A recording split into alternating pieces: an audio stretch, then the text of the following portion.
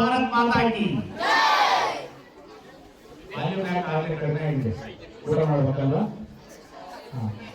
ಈ ಒಂದು ಕಾರ್ಯಕ್ರಮದ ಬಗ್ಗೆ ಅಭಿಪ್ರಾಯಗಳನ್ನ ಹಂಚ್ಕೊಡಿ ಅಂತೇಳಿ ರಮ್ಯಾ ಮಾರ್ಕೇಶ್ವರ ಅವರು ನನ್ನ ಕಡೆ ಮೈಕನ್ನು ಕೊಟ್ಟಿದ್ದಾರೆ. ಇದೊಂದು ವಿನೂತನವಾದ ಕಾರ್ಯಕ್ರಮ. ಪದ್ಯಗಳನ್ನು ಭಾವಪೂರ್ಣವಾಗಿ ಹೇಗೆ ಟ್ರ್ಯಾಕನ್ನು ಅನುಭವಿಸಿ ಹಾಡಬೇಕು ಅಂತಕ್ಕಂಥದ್ದು ತುಂಬ ಚೆನ್ನಾಗಿ ಸ್ನೇಹಿತರು ನಡೆಸಿಕೊಟ್ರು. ಹಾಗೆ ಮೂಲ ನಂಬಿಕೆಗಳನ್ನು ಇಟ್ಟುಕೊಂಡು ಮೂಢ ನಂಬಿಕೆಗಳನ್ನು ಬಿಡಬೇಕು ಅಂತಕ್ಕಂಥ ಒಂದು ಸದಾಶಯದೊಂದಿಗೆ ಈ ಕಾರ್ಯಕ್ರಮ ಉತ್ತಮವಾಗಿತ್ತು.